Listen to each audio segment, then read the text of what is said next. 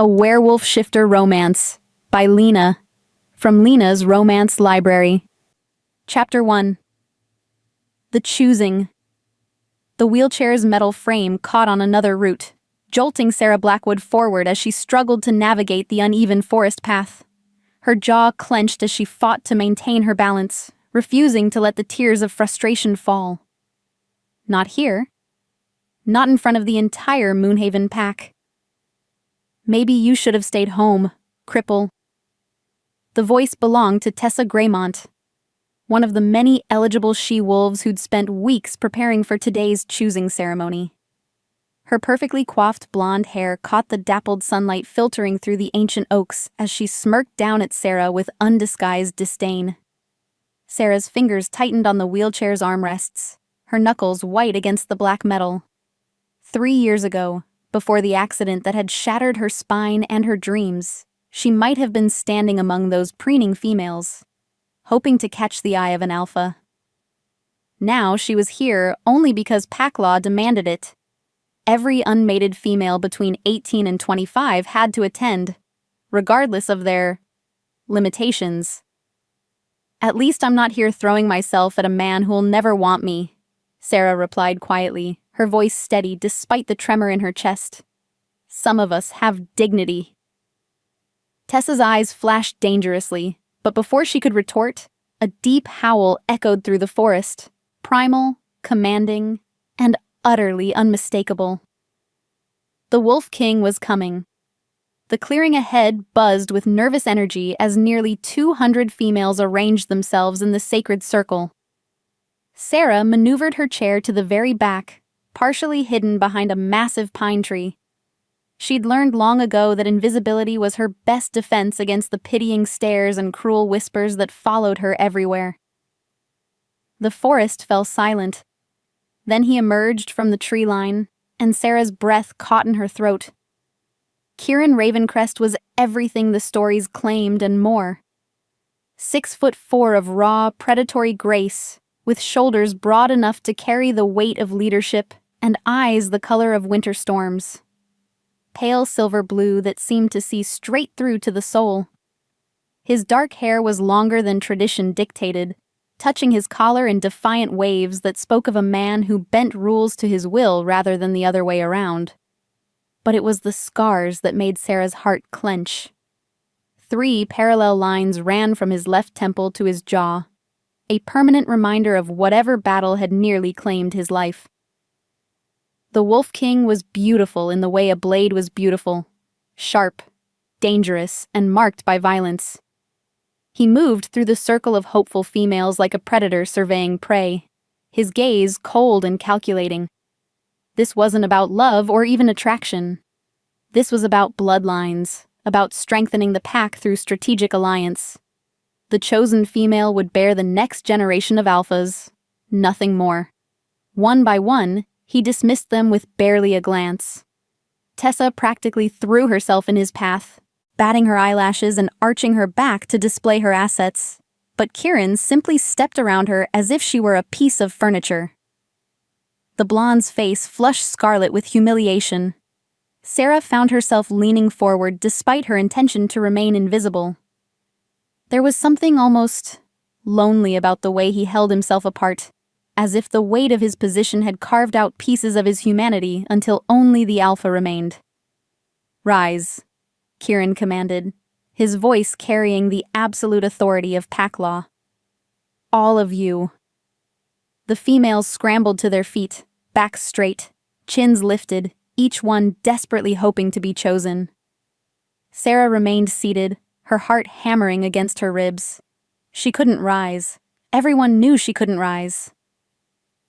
Kieran's gaze swept the circle again, slower this time, and Sarah caught her breath when those storm-gray eyes passed over her hiding spot.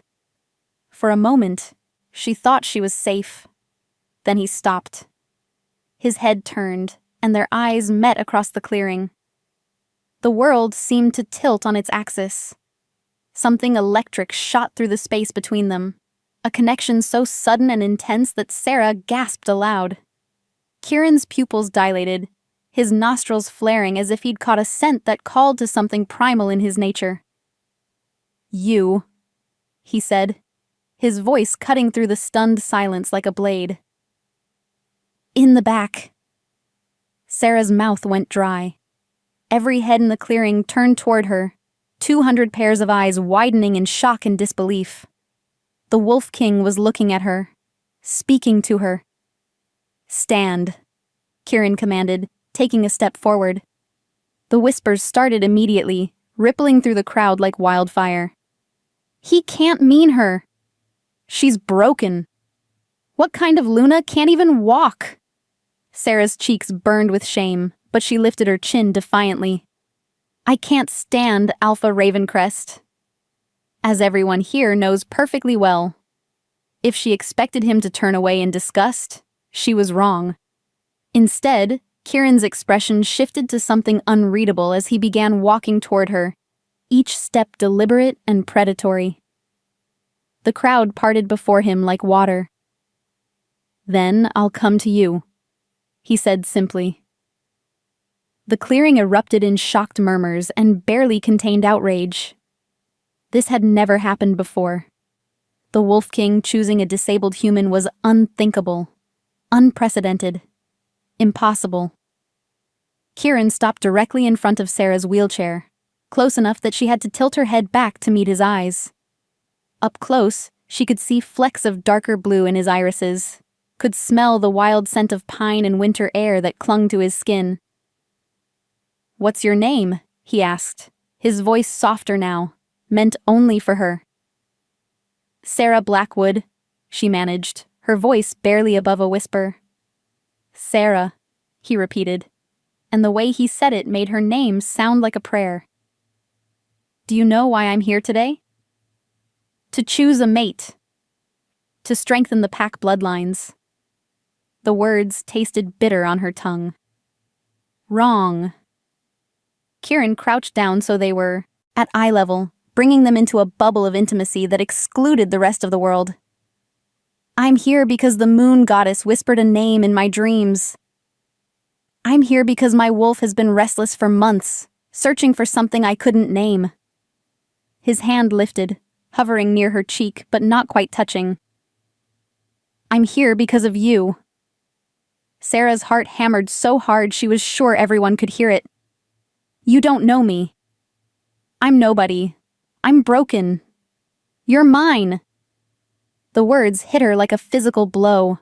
Around them, the crowd began to shift restlessly, their shock giving way to anger and disbelief. Alpha! Elder Matthias stepped forward, his weathered face creased with concern. Perhaps you should reconsider.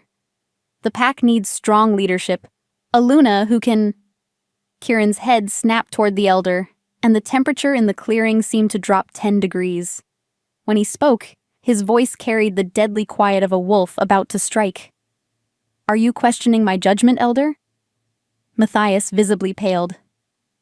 Of course not, Alpha. I simply meant... Then you will address her as Luna and show her the respect due to my chosen mate.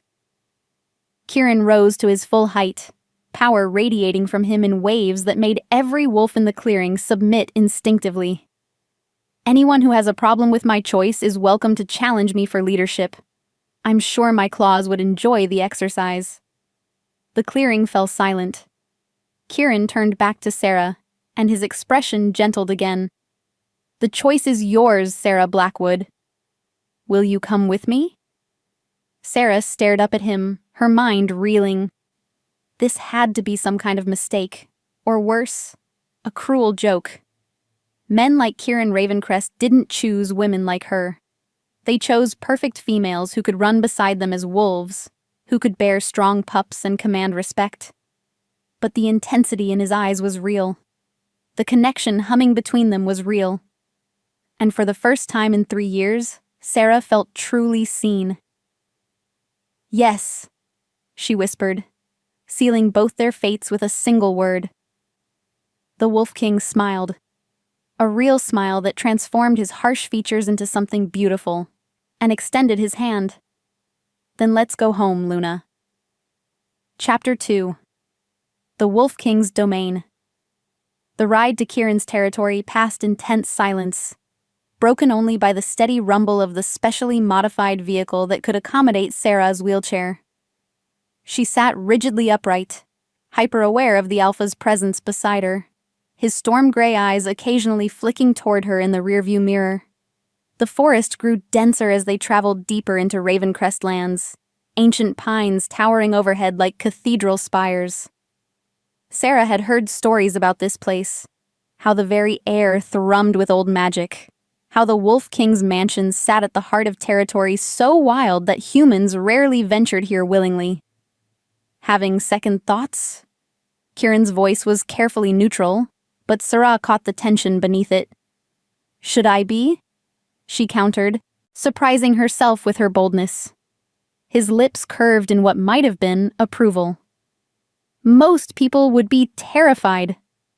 I stopped being most people the day my spine shattered. The words came out sharper than she intended, but Kieran didn't flinch. "Tell me about the accident." Sarah's hands clenched in her lap. "Why?" "Because something that significant leaves marks.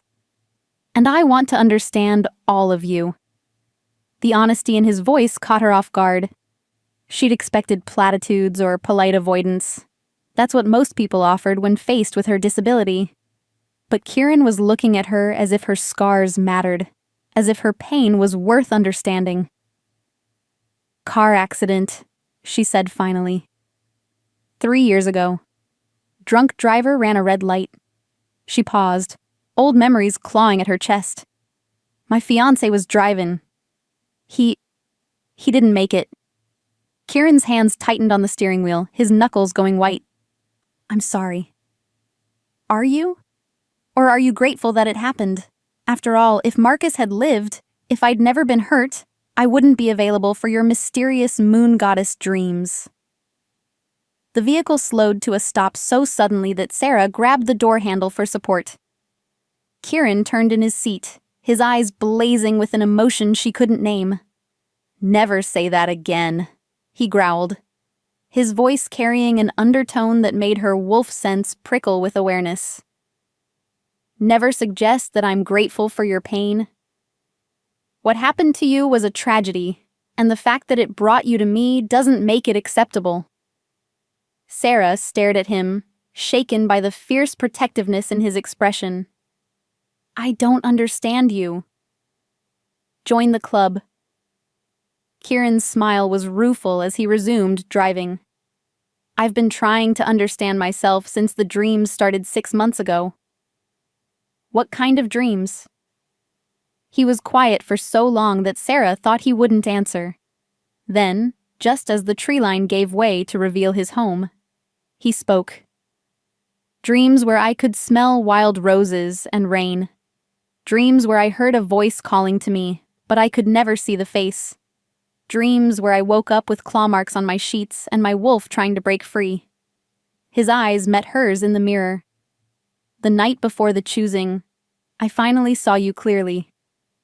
Sitting in a garden I'd never seen, reading a book while rain fell around you. You looked up at me and said my name like you'd been waiting forever." Sarah's breath caught. She had been sitting in her small garden last night, reading during a summer shower. But that was impossible. "You couldn't have seen that. Dreams don't work that way. Human dreams don't." Kieran pulled to a stop in front of a sprawling mansion that looked like it had been carved from the forest itself. All dark wood and stone, with windows that gleamed like eyes. "But we're not entirely human, are we?" The question hung between them as Kieran got out and moved to retrieve her wheelchair from the back. Sarah watched his fluid movements, the predatory grace that marked him, as something other than ordinary. She'd grown up around the pack, knew the signs of a shifter's enhanced senses and supernatural strength. But there was something different about Kieran, something that made her skin prickle with awareness. "Welcome home, Luna." The title still felt foreign on her tongue, but the way Kieran said it made something warm unfurl in her chest. He pushed her chair up a specially installed ramp. When had he had time to install that? And through massive double doors. The interior took her breath away. Vaulted ceilings soared overhead, supported by beams that looked like they'd been hewn from whole trees. A stone fireplace dominated one wall, large enough to roast an entire deer. Everything was designed on a scale that accommodated beings larger than human. "It's beautiful," Sarah murmured, meaning it. "It's also completely impractical for someone in a wheelchair." Kieran's jaw tightened. "I've already called contractors. They'll modify whatever you need. Doorways, bathrooms, the kitchen counters. Whatever makes this place feel like home to you." Sarah stared at him in shock. "You're serious about this? About us? Deadly serious." He moved to crouch beside her chair again, bringing them to eye level. "Sarah, I know this is overwhelming. I know you have no reason to trust me. But I need you to understand something. From the moment I saw you in that clearing, my wolf claimed you as ours. That's not something I take lightly." "Your wolf?" The words slipped out before she could stop them. Kieran went very still. "What do you know about wolves, Sarah?" "I know they mate for life. I know they're fiercely protective of their pack." She hesitated, then plunged ahead. "I know that some wolves are more than they appear." Something dangerous flickered in Kieran's eyes. "And what do you think I am?" This was it, the moment of truth. Sarah had suspected for years that the Moonhaven Pack was more than just an organization of families who shared certain traditions. The enhanced senses, the territorial behavior, the way they seemed to operate on instincts that were purely animal. It all pointed to one impossible conclusion. "I think you're a werewolf," she whispered. Kieran's expression didn't change, but she felt the air in the room shift, becoming thick with tension. "Are you afraid?" "I should be." Sarah's heart hammered against her ribs, but she forced herself to meet his gaze steadily. "But I'm not. Not of you." "You should be afraid of me, Sarah." Kieran's voice dropped to a rough whisper. "I'm not entirely civilized. My control isn't as solid as I pretend. And when it comes to you..." He reached out, his fingers barely brushing her cheek. "When it comes to you, I'm not sure I have any control at all." The admission hung between them, raw and honest. Sarah felt something shift inside her chest, a recognition that went deeper than logic or reason. This man, this wolf, had just bared part of his soul to her, trusting her with knowledge that could destroy him if shared with the wrong people. "Then we'll have to figure it out together," she said simply. Kieran's eyes widened, as if he'd expected her to run screaming. Instead, Sarah reached up to cover his hand with hers, marveling at the way he seemed to stop breathing at the simple contact. "Show me the rest of my new home," she said, infusing steel into her voice. "And then you can tell me exactly what being mated to a werewolf actually means." Kieran stared at her for a long moment, something like wonder crossing his features. Then he threw back his head and laughed, a sound of pure joy that echoed through the vaulted ceiling. "As you wish, Luna. As you wish." Chapter 3. Secrets in Moonlight. The tour of Kieran's mansion revealed spaces that seemed designed for someone much larger than human. Doorways that were nearly 8 feet tall, a kitchen island that came up to Sarah's shoulders even when she was seated, and furniture that appeared to have been built for giants. Every room whispered of the dual nature of its owner, caught between civilized refinement and something far more primal. "The master bedroom is upstairs," Kieran said as they paused at the foot of a sweeping staircase, his voice carefully neutral. "But I've had a ground floor suite prepared for you. Your own space, your own privacy. No expectations, Sarah. This arrangement, it doesn't have to be anything you don't want it to be." Sarah studied his profile, noting the tension in his jaw, the careful way he held himself apart from her. "What do you want it to be?" The question seemed to catch him off guard. He turned to face her fully, those storm-gray eyes searching her face as if looking for some hidden truth. "I want you to be safe," he said finally. "I want you to heal from whatever wounds you're still carrying. And I want—" He trailed off, running a hand through his dark hair. "I want you to choose to be here because you want to be, not because some ancient magic or pack law compelled you. And if I choose to leave—" Something raw and painful flickered across his features before he could mask it. "Then I'll let you go. No matter what it costs me." The honesty in his voice made her chest ache. This powerful man, this alpha who commanded respect from an entire pack, was offering to sacrifice his own happiness for hers. It was both terrifying and deeply touching. "Show me my room," she said softly. The suite Kieran led her to was stunning. A spacious bedroom with French doors that opened onto a private garden. An ensuite bathroom with a roll-in shower and grab bars that had clearly been installed recently, and a sitting area with built-in bookshelves that made her heart skip with delight. "How did you know I loved to read?" Sarah asked, running her fingers along the spines of what appeared to be a carefully curated collection of classics and contemporary fiction. "Lucky guess."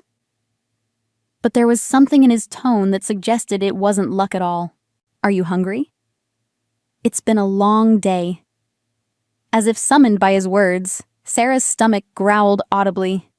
She hadn't eaten since early morning, too nervous about the choosing ceremony to manage more than a few bites of toast.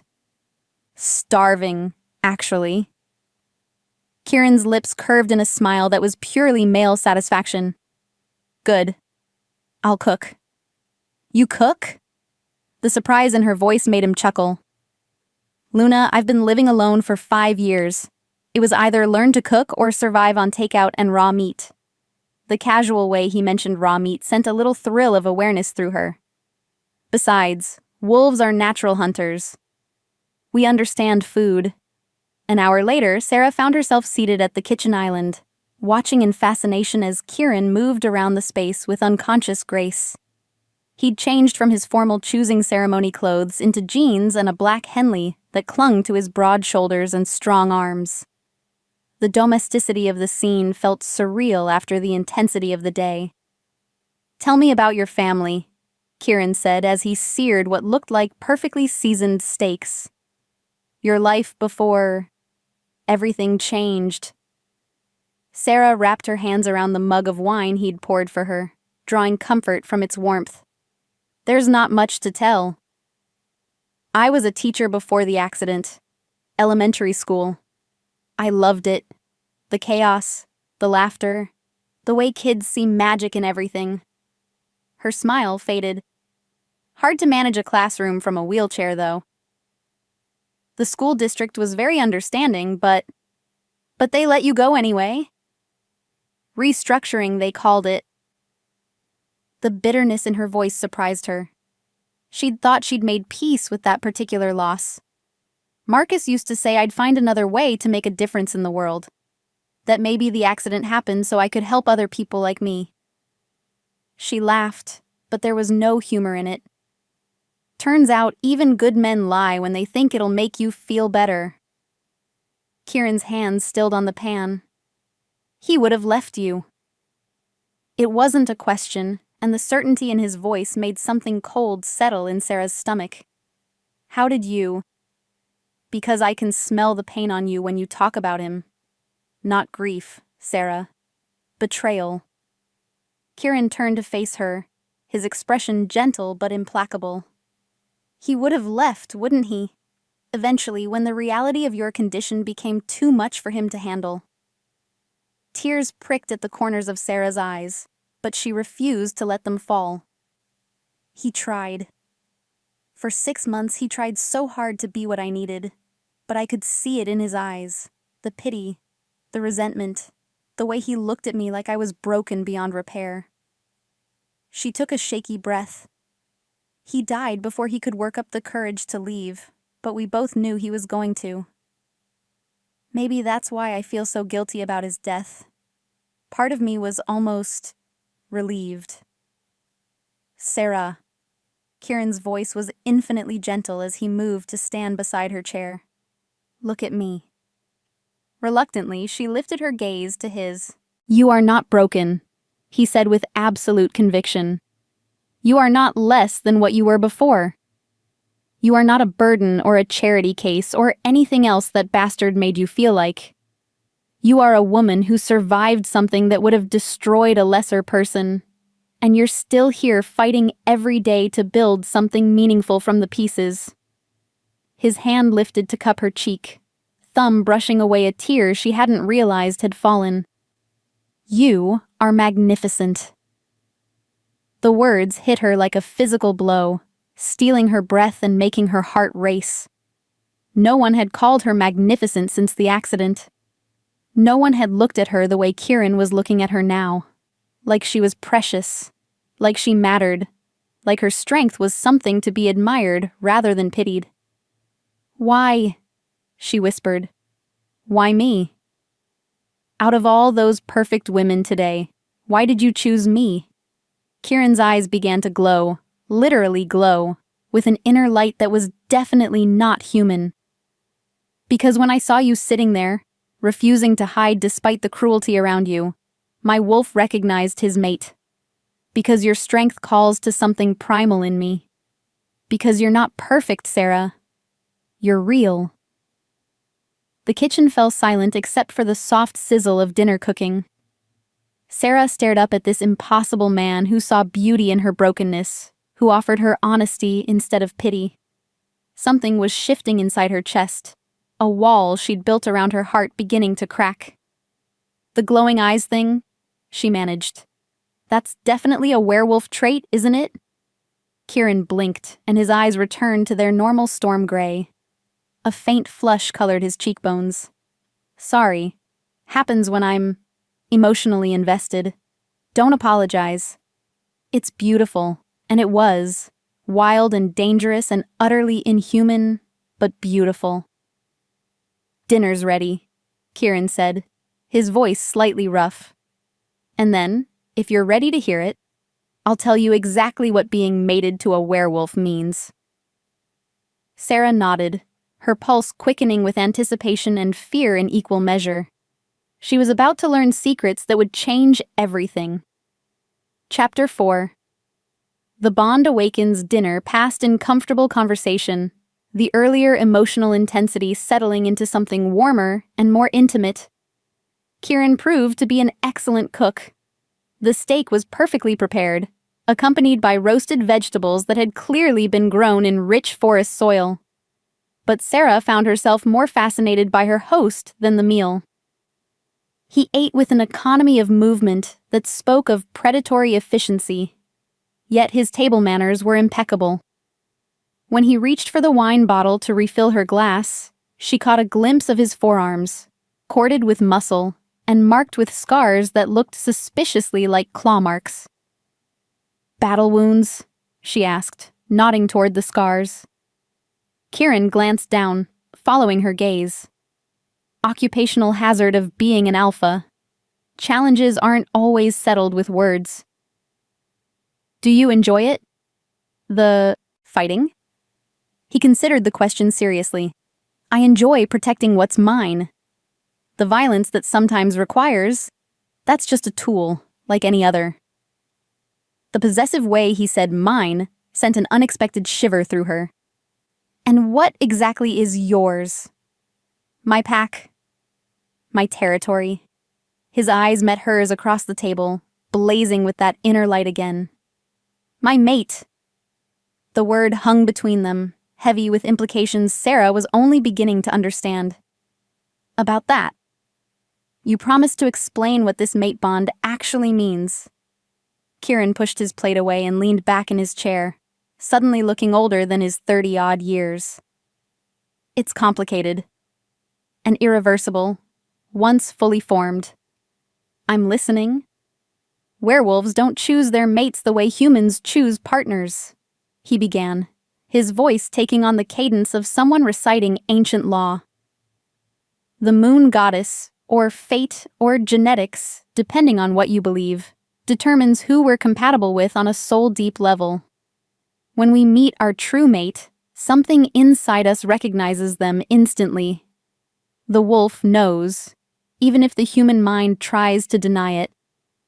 Sarah thought about the jolt of electricity she'd felt when their eyes first met, the way her body had responded to his proximity with an intensity that defied explanation. That feeling in the clearing. Was your human side experiencing what my wolf has known for months? Kieran's smile was rueful. The dreams weren't just random visions, Sarah. They were glimpses of our connection forming across distance. Rare, but not unheard of when the mate bond is particularly strong. But I'm human. Completely human. How is that even possible? Bloodlines aren't always pure. Sometimes the wolf gene skips generations, lies dormant until triggered by intense emotion or bonding with a shifter. He hesitated, then plunged ahead. Some humans have latent shifter genetics that never activate. Others have just enough werewolf ancestry to be compatible without being able to shift themselves. The implications of his words made her head spin. Are you saying I might be part werewolf? I'm saying it's possible. The mate bond rarely forms between purely human souls and werewolves. There has to be some genetic compatibility. Kieran leaned forward, his expression intense. But even if you're completely human, the bond can still exist. It just changes you. Slowly. Over time. Changes me how? Enhanced senses, increased healing ability, emotional connection to your mate's well-being. And, he trailed off, looking uncomfortable. And what? Increased fertility. The mate bond is designed to produce the next generation of the pack. Sarah's cheeks flamed. Oh. But only if both parties accept the bond fully, Kieran added quickly. It requires a conscious choice, a commitment from both sides. Nothing happens without your consent, Sarah. Ever. The sincerity in his voice helped calm her racing heart. What happens if the bond is never completed? Pain flashed across Kieran's features so quickly she almost missed it. The wolf slowly goes insane. The human side might survive, but they'd never be whole again. Never be able to form lasting connections with anyone else. The weight of what he was telling her settled on Sarah's shoulders like a heavy cloak. This man, this alpha, was essentially telling her that his sanity depended on her accepting a bond she didn't fully understand with a person she'd known for less than a day. That's a lot of pressure to put on someone, she said quietly. I know. I hate that the choice isn't really free, that there are consequences for both of us if you walk away. Kieran's hands clenched into fists on the table. If I could spare you this burden, I would. But I can't change what we are, Sarah. I can only promise to be worthy of whatever choice you make. The raw honesty in his voice made her chest ache. Here was one of the most powerful men she'd ever met, laying himself bare and vulnerable before a woman he barely knew. The courage it must have taken, the trust he was placing in her. Show me, she said suddenly. Kieran's head snapped up. What? Show me your wolf. If this bond is real, I need to see all of who you are. Fear flickered in his eyes. Sarah, my wolf is intense. He's been barely contained since I found you. Seeing him might frighten you. I'm already frightened, she admitted. Of this bond, of what it means, of how much my life is about to change. But I'd rather be frightened of the truth than comforted by lies. Kieran stared at her for a long moment, then slowly pushed back from the table. Outside. If I'm going to shift, it needs to be somewhere with room to run if things go badly. They made their way to the back garden, Sarah's wheelchair navigating the smooth stone paths with ease. The moon was rising through the trees, casting silver light across the carefully maintained landscape. Kieran positioned himself about 20 feet away from her, his posture tense with nervous energy. If he becomes too aggressive, If you feel threatened at all, just call my name, he instructed. The human side will always respond to you. Sarah nodded, her heart hammering with anticipation and fear. Kieran closed his eyes, and she watched in fascination as his body began to change. It wasn't the violent, painful transformation she'd expected from movies. Instead, it was fluid, almost graceful. Bones lengthening and reshaping, muscles expanding, dark fur rippling across skin as his features shifted from human to something magnificently wild. When the transformation was complete, a massive black wolf stood where Kieran had been. He was enormous, easily the size of a small horse, with eyes that glowed like silver flames in the moonlight. Those intelligent eyes fixed on her with an intensity that should have been terrifying. Instead, Sarah felt a bone-deep recognition, as if some part of her soul was welcoming him home. "Hello, beautiful," she whispered. The wolf's ears perked forward, and he took a cautious step toward her, then another. Slowly, carefully he approached until he was close enough for Sarah to reach out and touch. She extended her hand, palm up, the way she'd been taught to approach strange dogs as a child. The wolf sniffed delicately, then pressed his massive head into her palm with a rumble that was almost a purr. "Oh," Sarah breathed, wonder flooding through her as she stroked the surprisingly soft fur. "You're incredible." The wolf, Kieran's wolf, closed his eyes and leaned into her touch with obvious pleasure. In that moment, sitting in moonlight with her hand buried in his fur, Sarah felt something shift inside her chest. A door opening, a wall crumbling, a connection forming that went deeper than anything she'd ever experienced. The mate bond was real, and despite all logic and reason, she was beginning to want it. Chapter 5. Trust and Temptation. The wolf stayed perfectly still beneath Sarah's touch, his massive form radiating warmth in the cool night air. She could feel the power coiled in his muscles, the barely restrained wildness that lurked just beneath his calm exterior. Yet he held himself with such careful control that she knew he'd never hurt her. "You're trying so hard to be gentle," she murmured, running her fingers through the thick fur at his neck. "But I can feel how much you want to—" The wolf's ears twitched, and he lifted his head to meet her gaze. Those silver eyes held a very human intelligence, and she could swear she saw a question in them. "What do you want to do?" she asked softly. In response, the wolf carefully, so carefully, rested his massive head in her lap, his weight warm and solid against her legs. The simple gesture of trust and affection made Sarah's breath catch. This powerful creature, who could tear apart a grown man without effort, was offering himself to her like a pet seeking comfort. "Kieran," she whispered, and the wolf's tail gave a single, contented wag. They stayed like that for long minutes, woman and wolf bathed in moonlight, sharing a silence that felt sacred. Sarah had never experienced anything like this. The profound sense of rightness, the feeling that she'd found a missing piece of herself she'd never known was lost. When Kieran finally shifted back to human form, the transformation left him kneeling in the grass beside her wheelchair, completely naked, and utterly unselfconscious about it. Sarah tried not to stare, but it was impossible to ignore the carved perfection of his body, the way moonlight sculpted the planes of his chest and shoulders.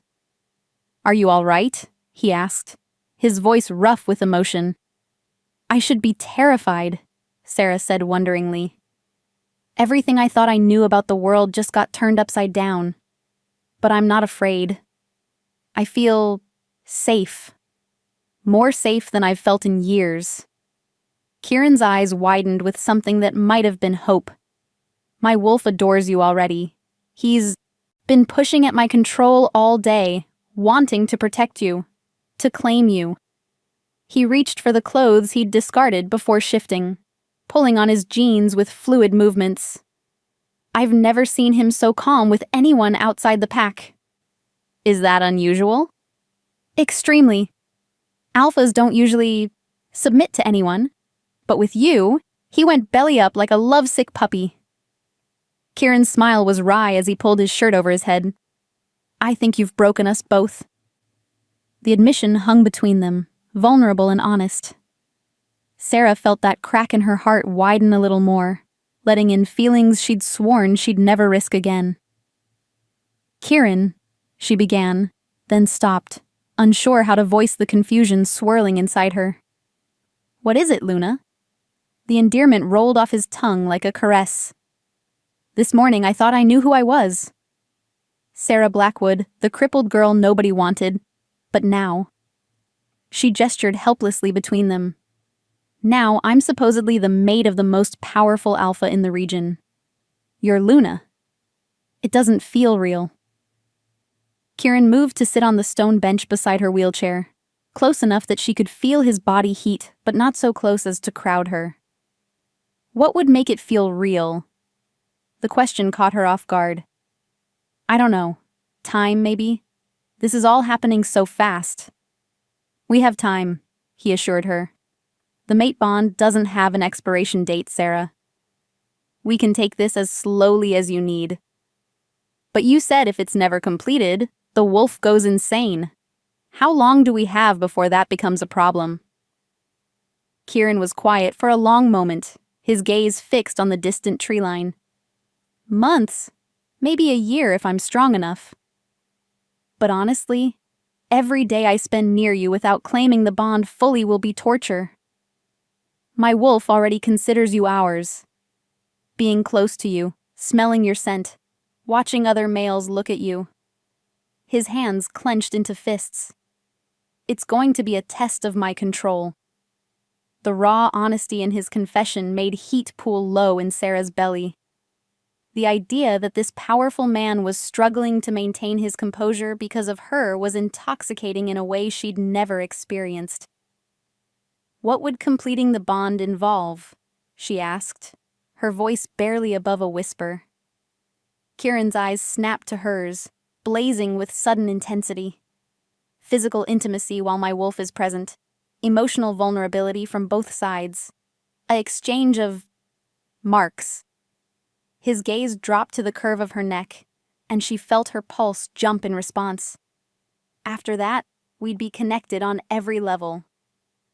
Emotionally, physically, spiritually, you'd feel what I feel, and I'd know your every need before you did. That sounds overwhelming. It can be, but it's also... He searched for words. Have you ever felt completely understood?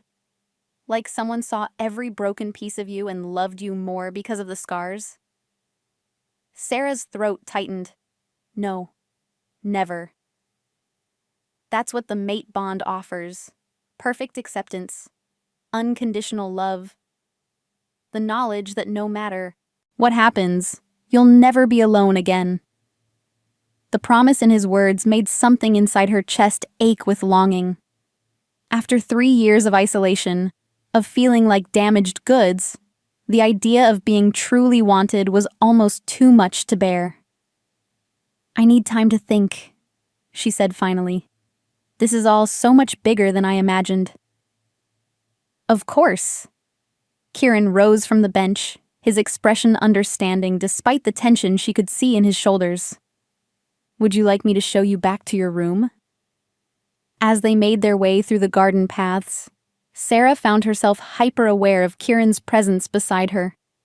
The way he moved with predatory grace, how his scent seemed to wrap around her like a protective embrace, the careful attention he paid to her comfort and safety. Kieran? She said as they reached her suite's French doors. Yes? Thank you. For being honest with me. For not trying to manipulate me into accepting something I'm not ready for. She paused, then added softly, for making me feel wanted again. Something raw and vulnerable flashed across his features. Sarah, you are so much more than wanted. You're... What? Essential, he said simply.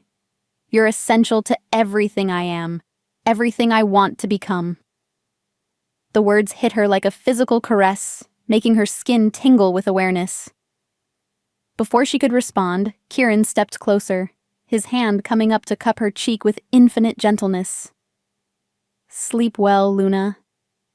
Dream of possibilities." His lips brushed her forehead in the softest of kisses, and then he was gone, leaving Sarah alone with her racing heart and the lingering scent of pine and wild things. As she prepared for bed, Sarah caught herself touching the spot where his lips had been, her body humming with unfamiliar desire. For the first time in 3 years, she felt truly alive.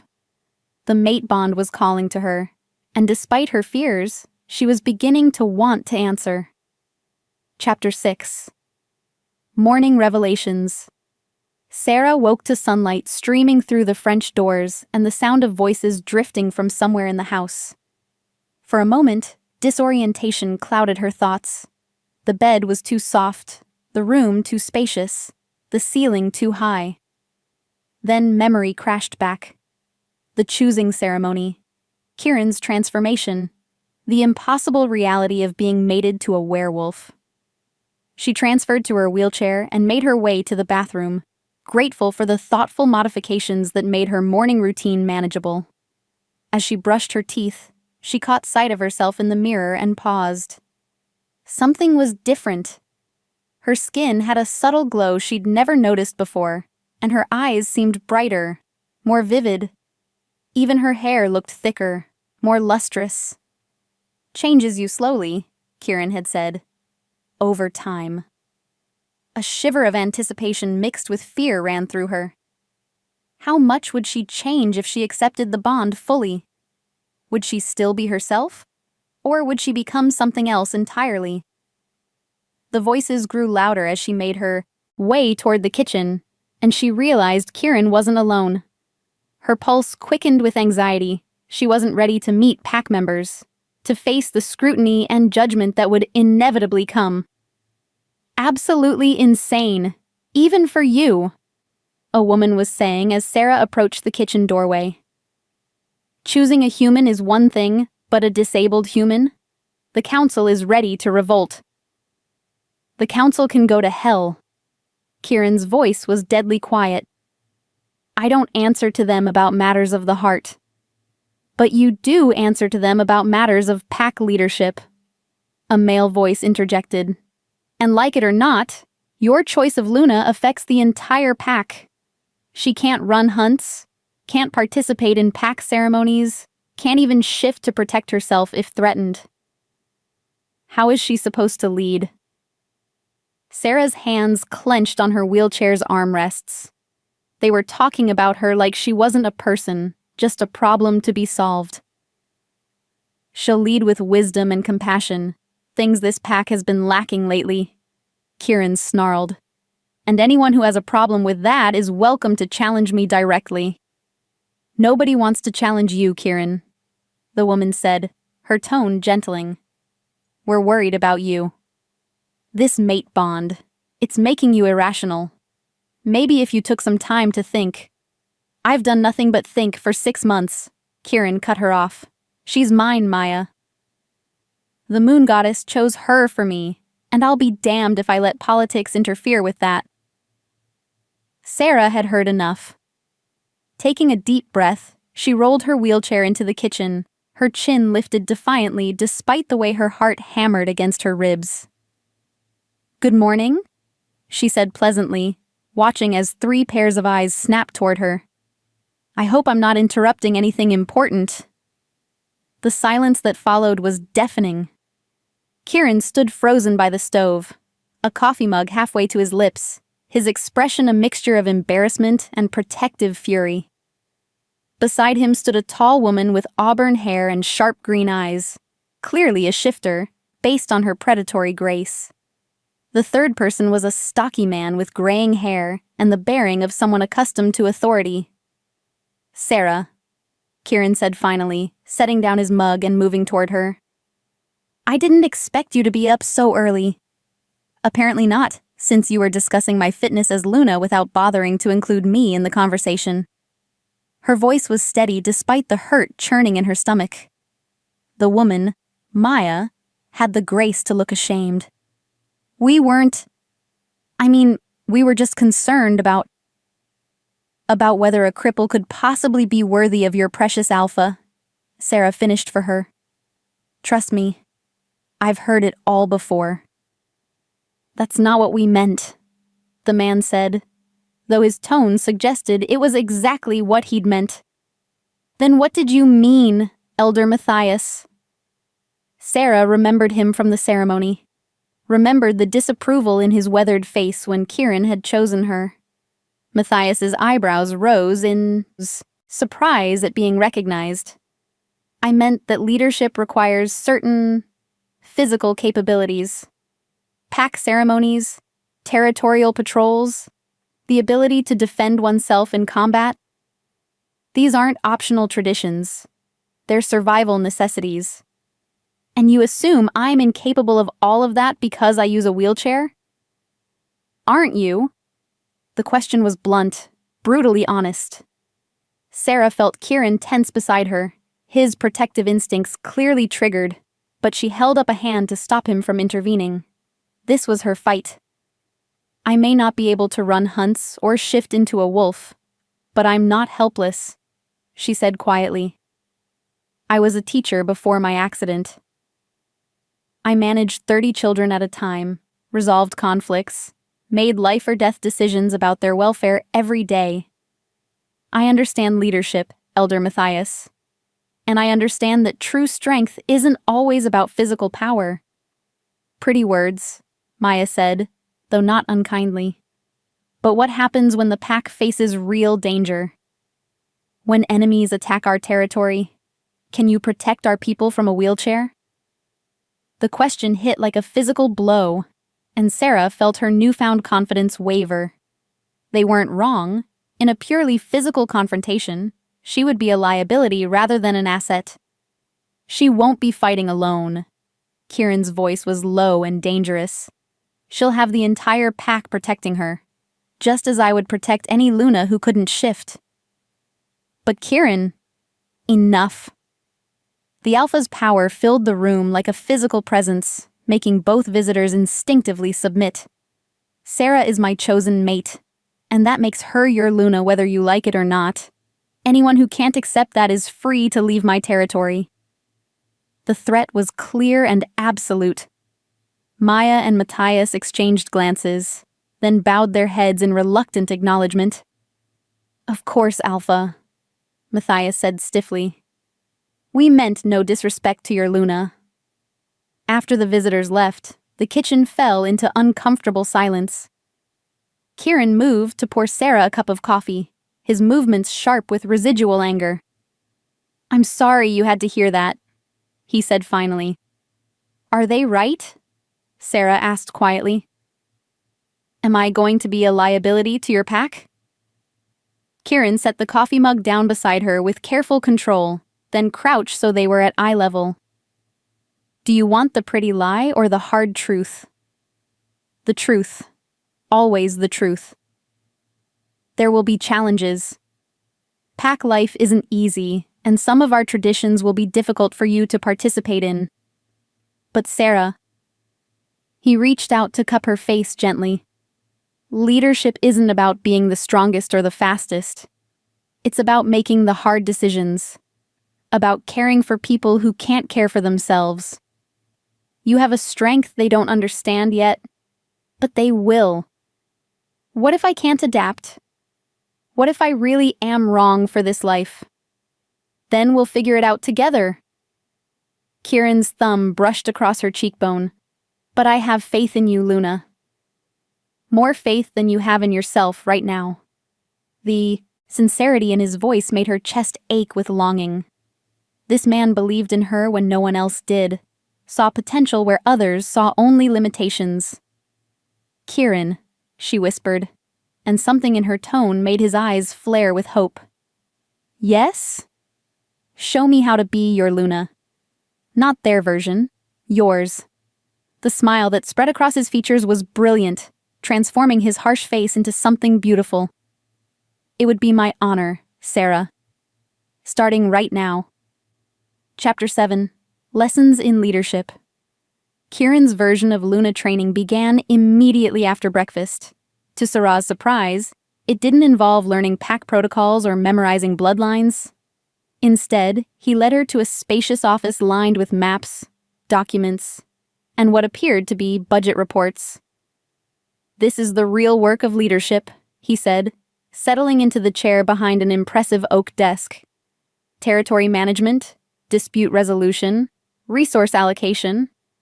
The ceremonies and traditions are important, but this is what keeps the pack fed and safe."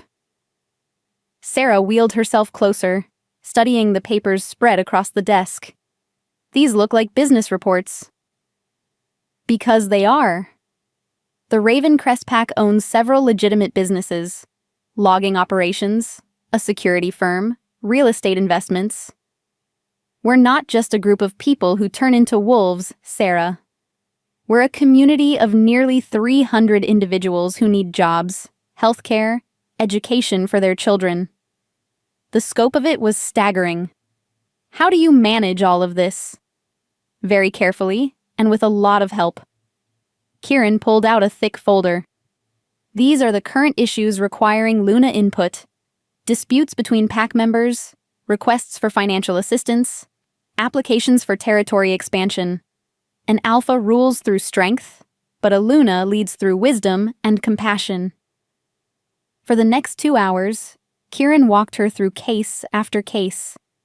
A young couple seeking permission to build a home near the sacred grove. An elderly pack member requesting funds for medical treatment. A territorial dispute between 2 family groups. Each decision required balancing tradition with practicality, individual needs with pack welfare. "What would you do about this one?" Kieran asked, sliding a file toward her. "Thomas Brightwater wants to leave the pack to attend college in New York. His parents are opposed, saying it violates pack loyalty." Sarah read through the documents carefully. Thomas was 17, academically gifted, and passionate about environmental law, something that could benefit the pack's business interests. But his parents feared he'd be corrupted by human society and never return. "I'd approve it," she said finally. "But with conditions. He maintains contact with the pack, returns for major ceremonies, and commits to using his education to help the pack for at least 5 years after graduation." Kieran's eyes lit with approval. "Exactly what I would have decided.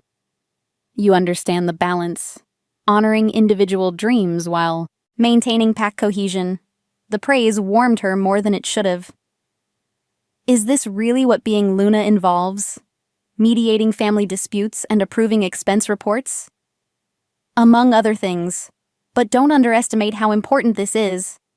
Every decision you make affects real lives, real families. The ceremonial aspects of leadership get more attention, but this is where you actually make a difference." They were interrupted by a knock at the office door. At Kieran's call to enter, a young woman stepped inside, barely 18, with the distinctive golden eyes of a born shifter and tears streaming down her face. "Alpha," she said, her voice shaking. "I'm sorry to bother you, but I didn't know where else to go." Kieran immediately stood, his protective instincts obviously triggered. "What's wrong, Lily?" "It's my mate Bond," she whispered, shame coloring her cheeks. I think the moon goddess made a mistake." Sarah felt Kieran's shock like a physical wave. Questioning a mate bond was apparently serious business in shifter society. "Tell me what's happening," Kieran said gently, moving around the desk to sit on its edge, making himself less intimidating. "My wolf recognized Jake Morrison last week," Lily said, wrapping her arms around herself. "But he's not interested in me. Says he won't be tied down by some ancient superstition. When I tried to explain about the bond, he laughed and said I was delusional." The pain in the girl's voice was heartbreaking. Sarah found herself leaning forward, her nurturing instincts engaged. Has he been evaluated for dormant shifter genetics? Sarah asked, surprising herself by speaking up. Both Kieran and Lily turned toward her. What do you mean? Lily asked. Sometimes humans carry shifter genetics that never activate, Sarah explained, remembering Kieran's words from the night before. If Jake has dormant wolf genes, his human consciousness might be rejecting the mate bond even while his buried wolf recognizes it. It could explain why the bond formed, but why he's fighting it so hard. Kieran's expression was thoughtful. That's actually brilliant. Lily, is Jake from one of the old families? Does he have any shifter ancestry? His grandmother was a Greymont before she married, Lily said slowly. But that was 3 generations ago. Everyone assumed the line had gone fully human. Not necessarily, Kieran mused. Sarah's right. Dormant genetics can skip multiple generations. If Jake has even a trace of shifter DNA, it might be enough to trigger a mate bond without giving him the context to understand it. Hope flickered in Lily's eyes. So what do I do? Sarah felt Kieran's gaze on her, realized he was waiting for her input. The trust implied in that gesture made her chest tight with emotion.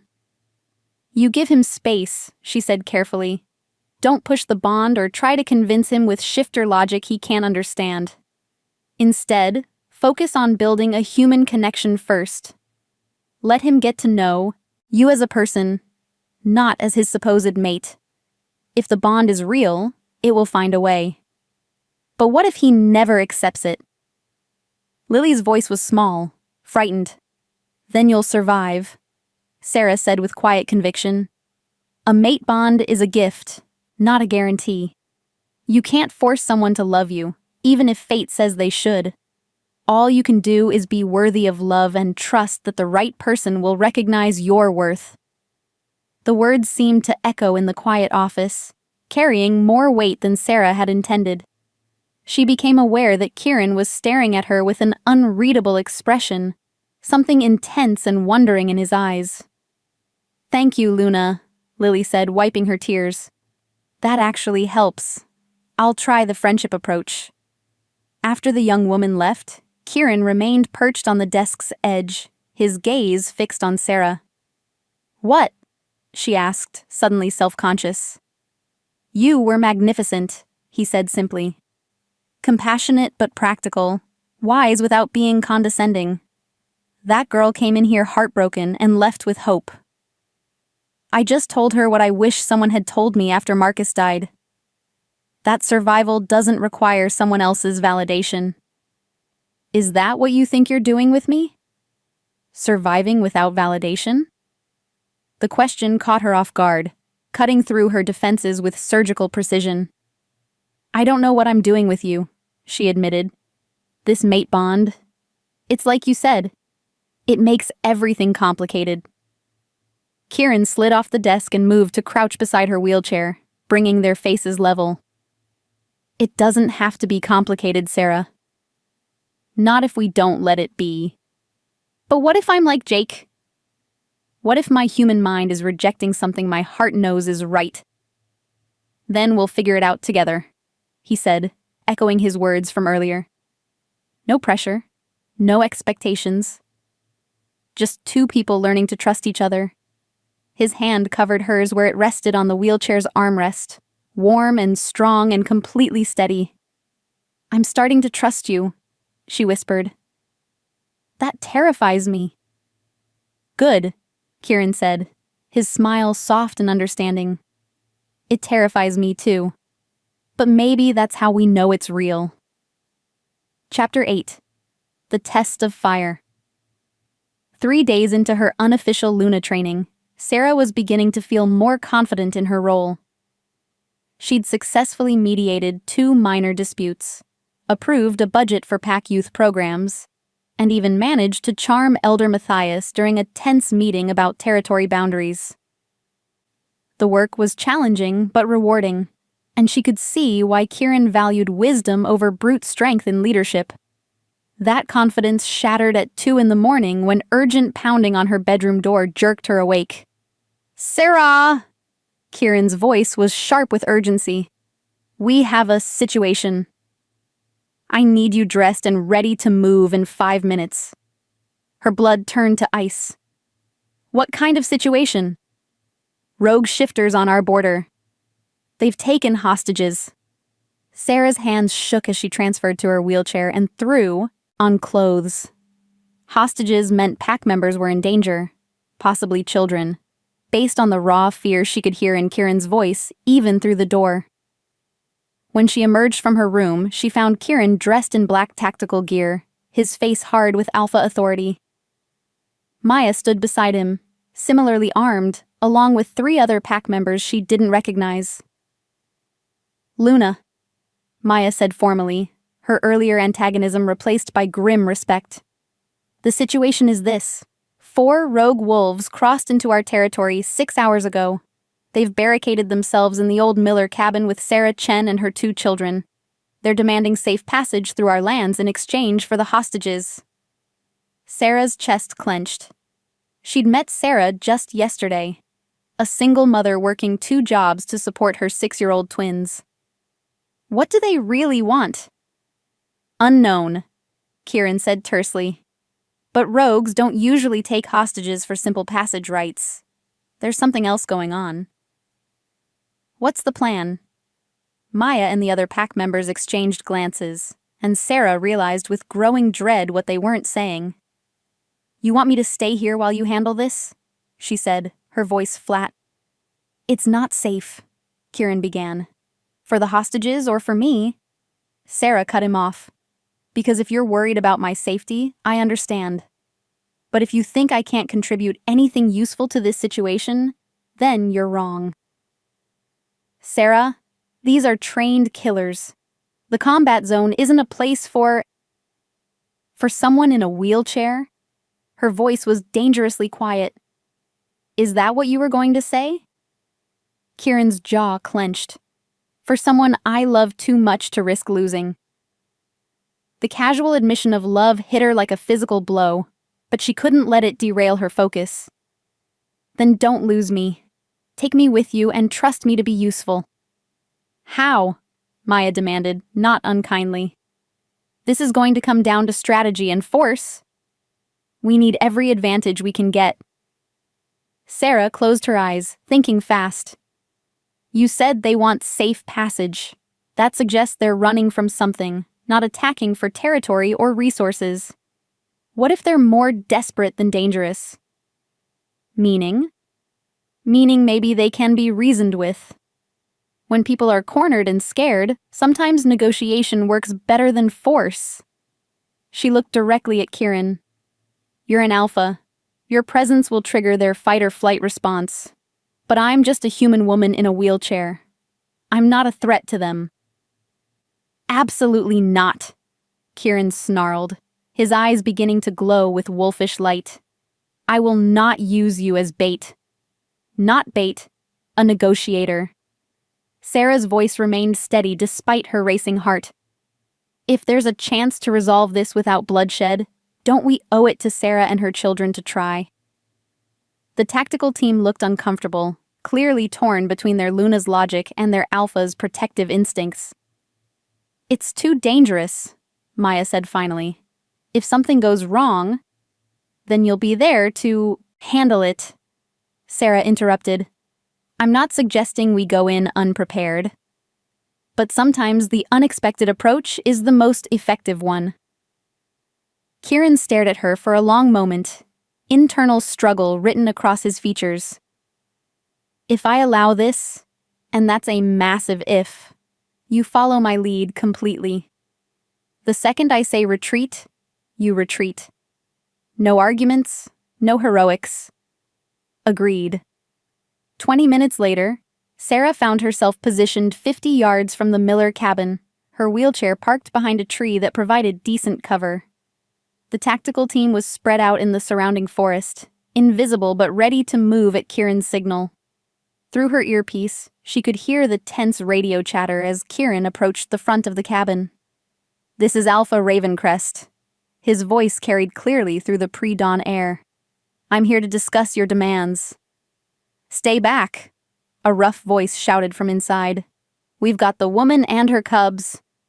Any closer and they die. Sarah's blood ran cold at the casual way the rogue referred to children as cubs. It suggested shifters who'd lost touch with their humanity. "I'm not here to fight," Kieran called back. "I want to understand what you need. Safe passage to the northern border. No pursuit for 72 hours. That can be arranged, but first, I need proof the hostages are unharmed." There was a long pause, then Sarah's voice, shaky but strong. "We're okay. The children are scared but not hurt." Relief flooded through Sarah, but she could hear the underlying terror in the woman's voice. This needed to end quickly before fear drove the rogues to violence. "Alpha," she said quietly into her radio. "Ask them what they're running from." After a moment, Kieran's voice rang out again. "What's chasing you?" "Maybe we can help." "You can't help!" The rogue's voice cracked with desperation. "Nobody can help. He's coming for us, and when he finds us, we're all dead." "Who's coming?" "The destroyer. The wolf who kills other wolves for sport. He's been hunting our pack for months, picking us off one by one. We're the last ones left." Sarah's blood chilled. She'd heard whispers of a rogue alpha who'd gone completely feral, turning against his own kind. If these wolves were running from him. "Alpha," she whispered into her radio. "These aren't attackers. They're refugees. They took hostages because they're terrified and desperate, not because they want to hurt anyone." She could practically feel Kieran processing this information.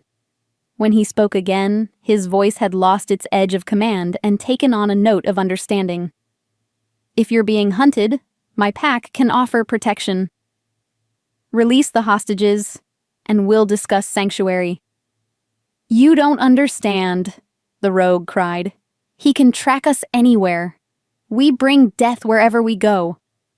"Then let us help you fight," Kieran said simply. "A pack is stronger than scattered individuals." The silence stretched taut as the rogues considered this unexpected offer. Sarah held her breath, praying that compassion would win over fear. Finally, the cabin door creaked open, and Sarah stumbled out. Her twins clutched against her sides. Behind them came 4 wolves in human form, thin, scarred, and radiating the desperate exhaustion of prey animals who'd been running too long. "Thank you," the lead rogue said as Kieran's team secured the area.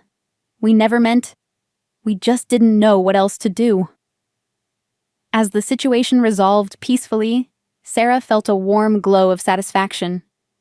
She'd contributed something meaningful to her pack's welfare, proved that wisdom could be as valuable as strength.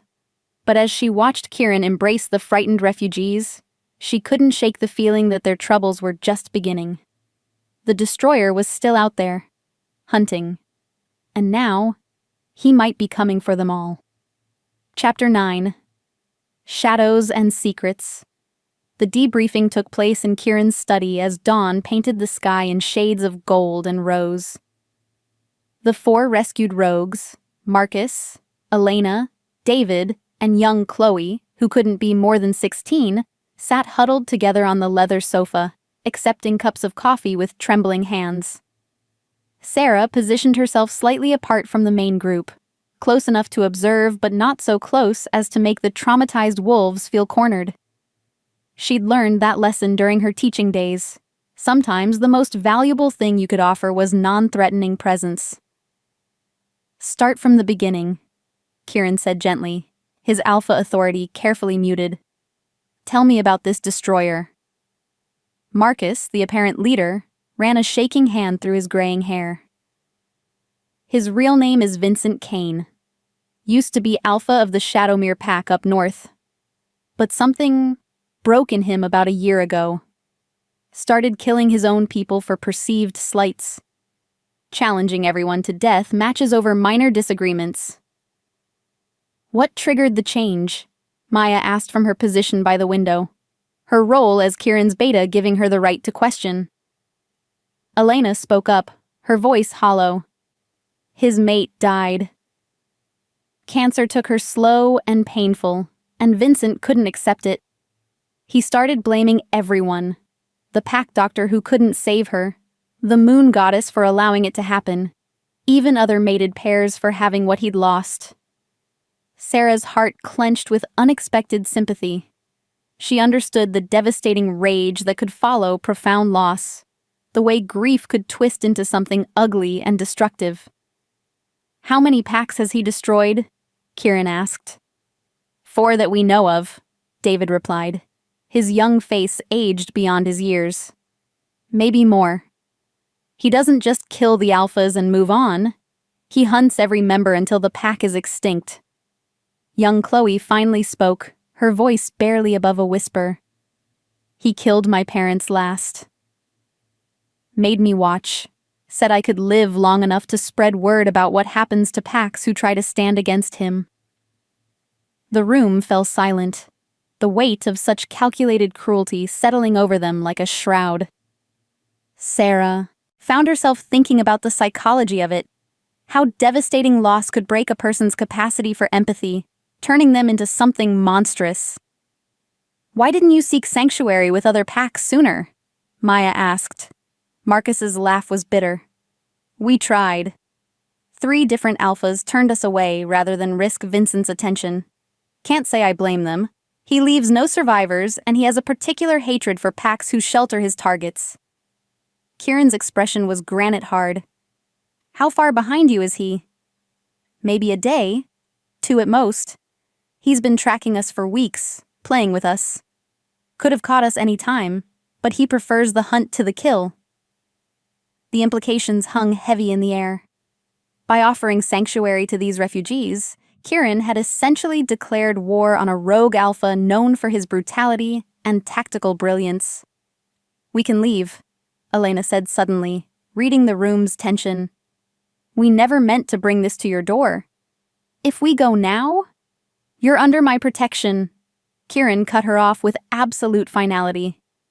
"No one leaves my territory. Vincent Kane wants a fight? He'll get one." Sarah felt a chill of foreboding.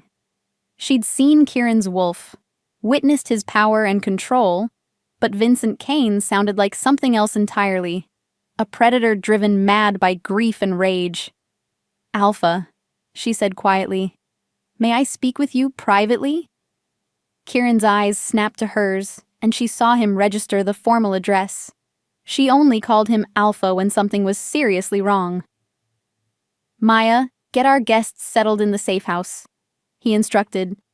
"Full security detail, medical evaluation, whatever they need." Once they were alone, Kieran moved to crouch beside Sarah's wheelchair, his expression concerned. "What is it? This Vincent Kane? He's not just a rogue alpha. He's a terrorist using grief as justification for genocide." Sarah chose her words carefully. "And now he's coming here, to a pack that has something he's already lost." "Meaning?" "Meaning you have a mate, Kieran. You have what he wants most and can never have again. That makes this personal in a way the other pack conflicts weren't." Kieran's face paled as he grasped the implications. "He'll target you specifically." "Yes, and he'll use that against you. Your need to protect me will compromise your tactical judgment." Sarah's voice remained steady despite the fear clawing at her chest. "He'll turn our bond into a weapon. Then we'll be ready for it." "Will we?" "Kieran, I'm your greatest weakness in a fight like this. I can't run, can't shift, can't defend myself against a supernatural predator. I'm exactly the kind of liability that gets people killed." Pain flashed across Kieran's features. "Don't say that. You're not a liability. I am, and pretending otherwise won't help anyone." Sarah reached out to cup his face, feeling the tension in his jaw. "But that doesn't mean I'm useless. It just means we need to be smarter about this than he expects." "What are you thinking?" "I'm thinking Vincent Kane is operating on pure emotion. Rage, grief, the need for revenge. Emotional thinking is predictable thinking. If we can anticipate his psychological responses, we can use them against him. Kieran's eyes began to gleam with interest. Explain. He's targeting packs with strong bonds because it reminds him of what he lost. But what if we gave him a chance to get it back? What if we offered him something he wants more than destruction?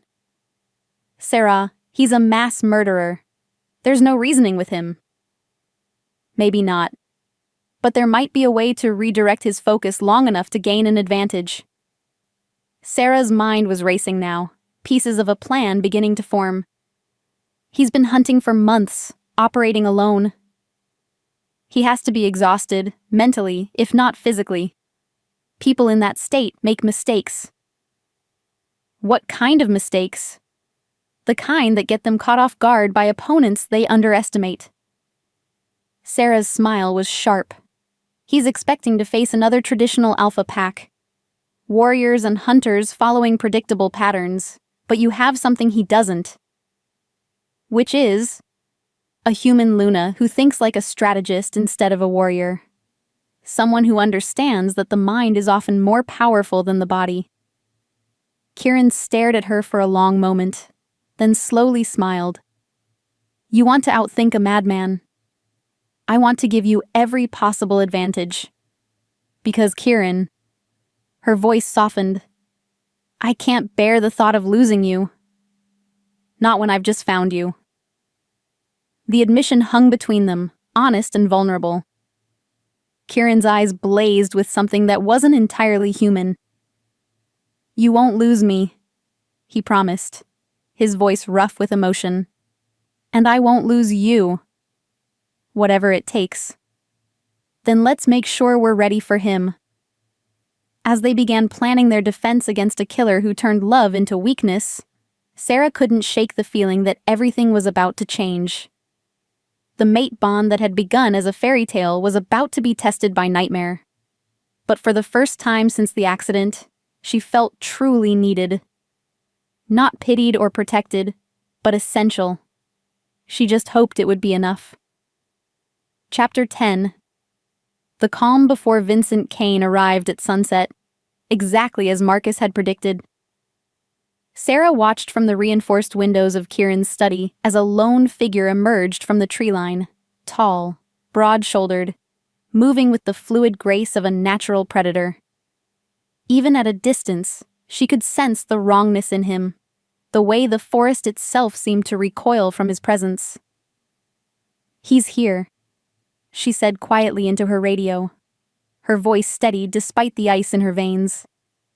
Kieran's voice crackled back immediately. All units, remember the plan. No one moves without my signal. The past 18 hours had been a whirlwind of preparation. The pack's warriors had taken positions throughout the territory, ready to respond to multiple threat scenarios. The non-combatants, including the refugee wolves, had been evacuated to a secure facility, 20 miles away. Every possible advantage had been considered and implemented. But looking at Vincent Kane now, Sarah wondered if it would be enough. He walked with the casual confidence of someone who'd never met an opponent he couldn't destroy. His dark hair was longer than was practical for a fighter, and even from a distance she could see the network of scars that covered his visible skin. This was a wolf who wore his violence like armor. Kieran Ravencrest. Vincent's voice carried clearly across the clearing, amplified by supernatural strength. I know you're watching. Come out and face me like an alpha should. Arrogant bastard, Maya's voice hissed through the radio from her sniper position. Patience, Kieran replied. Let him talk. Information is power. Vincent laughed, the sound sharp and mocking. I can smell them, you know. The cowards you're harboring. Did they tell you what they did? How they ran like rabbits while I cleansed their pack of weakness? Sarah's hands clenched on her wheelchair's armrests. This was psychological warfare at its most brutal, forcing his enemies to listen while he justified atrocities. They probably painted me as some kind of monster. Vincent continued, beginning to pace like a caged predator. But I'm not the villain here, Ravencrest. I'm evolution. I'm what happens when the moon goddess's pretty lies get stripped away to reveal the truth underneath. Despite herself, Sarah found herself leaning forward, studying his movement patterns, his body language. There was something almost broken about the way he held himself. The swagger and confidence were there, but underneath she sensed a deep, aching hollowness. He's in pain, she whispered into her radio. What? Kieran's voice was sharp. Vincent Kane. He's in emotional agony. Look at his posture, the way he keeps touching his left shoulder. That's where a mate's mark would be. He's unconsciously protecting a wound that will never heal. There was a pause as Kieran processed this information. How does that help us? Pain makes people desperate. Desperate people make mistakes. On the clearing, Vincent had stopped pacing, his head tilted, nostrils flaring as he scented the air. Interesting, he said, his voice carrying a note of genuine curiosity. You've got a human here? Female. And she smells familiar? His laugh was dark with implication. Could it be? Has the mighty Kieran Ravencrest taken a human mate? Sarah's blood turned to ice. Even expecting this moment, having it arrive, was terrifying. Hold positions, Kieran commanded through the radio, but she could hear the strain in his voice. Oh, this is perfect, Vincent continued, his voice gaining strength and malicious joy. A crippled human mate. I can smell the wheelchair metal, the antiseptic scent of medical equipment. How romantic. The great alpha bound to a broken doll. Rage flared through Sarah, hot and clean. She'd endured worse insults than this, but hearing Vincent mock not just her disability, but her bond with Kieran triggered something fierce and protective in her chest. Kieran, she said quietly into her radio. I want to talk to him. Absolutely not. Listen to me. He's trying to provoke you into attacking emotionally instead of tactically. But what if we turn that strategy back on him? Sarah? He's in pain, and pain wants company. What if instead of hiding what he sees as weakness, we confronted him with it directly? There was a long pause. Explain? Let me go out there, not as bait, but as a mirror. He lost his mate to circumstances beyond his control, and he's been destroying other bonds ever since because he can't bear to see what he can't have. But I nearly lost my bond, too, to my own fears and self-doubt. Maybe he needs to see that survival is possible. That's insane, Maya's voice cut in. He'll kill you without hesitation. No, Sarah said with growing certainty. He won't kill me quickly. I'm too valuable as leverage against Kieran. That gives us time. Time for what? Time for him to see that I'm not what he expects. Not a victim to be used, but someone who understands loss and chose healing over destruction. Vincent's voice echoed across the clearing again. Come out, wherever you are. Let me meet this remarkable human who thinks she can tame a wolf. Kieran, Sarah said urgently, you have to trust me. This is what we planned, using psychology instead of force. The silence stretched so long she thought he might refuse. Then his voice came back, rough with emotion. If anything happens to you, then you'll tear him apart. I know, but it won't come to that. How can you be sure? Because, Sarah said, surprising herself with the certainty in her voice, I have something worth living for now. And that makes me stronger than he thinks. 5 minutes later, Sarah rolled her wheelchair out of the house and into the clearing. Vincent Kane stopped his pacing, his predatory gaze fixing on her with the intensity of a laser. Well, he said, moving toward her with fluid grace. Aren't you a pretty little broken thing? Sarah met his eyes steadily, refusing to show fear despite the way her heart hammered against her ribs. Up close, she could see that Vincent had once been handsome, the kind of rugged attractiveness that commanded attention. But grief and madness had carved cruel lines around his eyes and mouth, transforming beauty into something frightening. "Hello, Vincent," she said calmly. "I'm Sarah." "I think we need to talk." His eyebrows rose in surprise. "About what, little human?" "About what it feels like when the person you love most dies, and you have to decide whether to die with them or find a reason to keep living." Vincent's expression shifted, something raw and vulnerable flickering behind the madness. "Careful, little Luna," he said softly. "You're playing with forces you don't understand." "Am I?" Sarah smiled sadly. "Or am I talking to someone who understands exactly what I've been through?" Chapter 11. Breaking Point. Vincent Kane circled Sarah's wheelchair like a shark testing its prey, his golden eyes never leaving her face. The clearing had gone deadly quiet, even the insects seeming to sense the predator's presence. "So you think you understand me, little human?" His voice was silk over steel. "Tell me then, what's it like to watch someone you love fade away, piece by piece, while you're powerless to stop it?" "Devastating," Sarah replied without hesitation. "Like having your heart carved out with a rusty blade while you're still conscious. The worst part isn't the loss. It's the helplessness. The knowledge that all your strength, all your love, means nothing against forces you can't control." Vincent's steps faltered slightly. He hadn't expected such raw honesty. "My mate didn't die of cancer," Sarah continued, her voice steady despite the tears threatening at the corners of her eyes. "But he died because of my accident. Not immediately. That might have been kinder. He died slowly, over 6 months, as he realized that the woman he'd fallen in love with was gone forever. That I was something broken and diminished he couldn't fix." "Then you do understand." Vincent's voice had lost some of its predatory edge.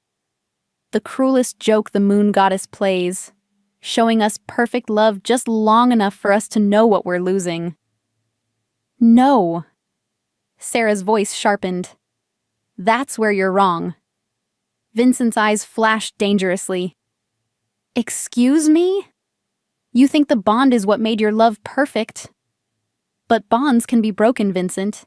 They can be rejected, abandoned, destroyed by circumstances or death or simple human weakness." She gestured to herself. "Look at me. Do you see a woman living a perfect fairy tale with her fated mate? I see a cripple playing house with an alpha who'll grow tired of her soon enough." The words were meant to wound, but Sarah had heard worse from her own inner voice. "Maybe you're right. Maybe Kieran will realize I'm more trouble than I'm worth. Maybe the pack will never truly accept me. Maybe I'll spend the rest of my life being seen as the broken Luna who weakened their alpha." Vincent's circling slowed, confusion replacing some of the cold calculation in his expression. "But here's what I learned in that hospital bed, Vincent. Love isn't about perfection. It isn't about being worthy or strong enough or whole enough. It's about choosing to keep trying, even when everything falls apart." "Pretty words," Vincent sneered, but there was less conviction in it now. "Easy to say when your mate is still alive to disappoint you." "You're right. It is easier, but it's also harder than the alternative you chose." Sarah leaned forward in her wheelchair, her voice carrying absolute conviction. Destroying everyone else's happiness won't bring her back. It won't make your pain stop. It just spreads the poison until everyone else is as broken as you are. She was everything. The words exploded from Vincent with volcanic force, his careful control finally cracking. Lydia was light and warmth and laughter. She made me better than I was, saw good in me that no one else could find. When the cancer took her, it took everything that mattered. "Then honor that," Sarah shot back, matching his intensity. Honor what she gave you instead of destroying it. Do you think she would recognize the man you've become? Would she be proud of the children you've murdered? The families you've torn apart? Vincent's face contorted with rage and anguish. Don't you dare! She loved you enough to see good in you. Sarah pressed on relentlessly. So where is it, Vincent? Where is the good man she died believing in? For a moment, Vincent Kane looked less like a monster and more like what he truly was. A man drowning in grief, lashing out at a world that had taken away everything he valued. Then the moment passed, and his face hardened into cold fury. You think you can save me with your psychology textbook wisdom? He moved closer, close enough that Sarah could smell the wild musk of his wolf and see the gold flecks in his two bright eyes. I've killed 43 wolves in the past year, little Luna. Alphas, betas, children, elders. Anyone who dared to have what I can't. Your mate is going to be number 44. Maybe, Sarah said quietly, but you won't kill me first. Vincent's eyebrows rose. Won't I?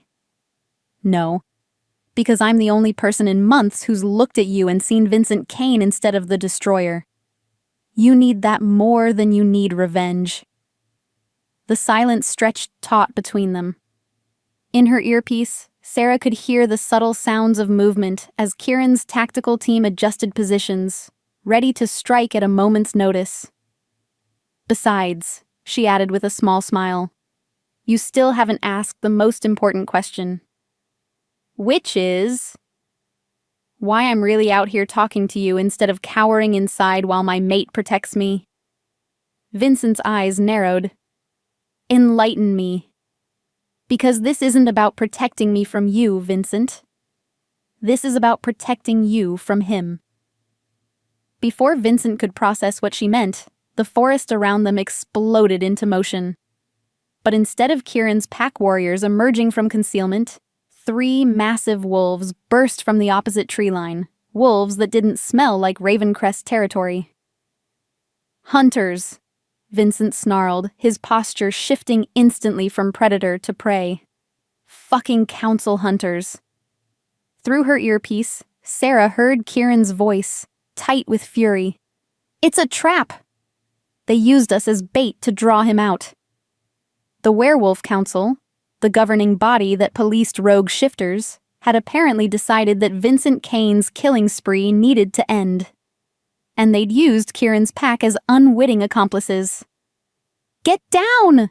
Vincent roared, shoving Sarah's wheelchair behind a fallen log, just as the first hunter fired a tranquilizer dart where her head had been. The irony wasn't lost on her. The massy murderer was protecting her from the supposed good guys. Vincent, she gasped as more darts whistled overhead. You have a choice. Fight with us, or run again. His golden eyes met hers, something almost like hope flickering in their depths. Why would you offer me that? Because sometimes the only way to find redemption is to stand and fight for something other than yourself. The sound of approaching vehicles echoed through the forest, reinforcements arriving to contain the situation. Vincent Kane, the destroyer, looked at the human woman who dared to see past his monster's mask. Lydia would have liked you, he said softly. Then he shifted into his wolf form, massive, silver gray and beautiful despite the scars that marked his fur, and howled a challenge that shook the trees. The real battle was about to begin. Chapter 12. Alliance of the Broken. The battle erupted with supernatural violence. Vincent's massive silver wolf tore into the first hunter with lethal precision, while Kieran's black form materialized from the shadows to flank the second. The clearing became a whirlwind of snarls, gunfire, and the acrid smell of silver-tipped ammunition. Sarah pressed herself against the fallen log, her heart hammering as she tried to track the chaos through the smoke and confusion. These weren't ordinary tranquilizer darts. The hunters were using military-grade weapons designed to kill, not capture. They're not here to arrest him, she realized with growing horror, speaking into her radio. "This is an execution squad." Maya's voice crackled back. "Council's orders." Vincent Kane is considered too dangerous to take alive. But that wasn't the worst part.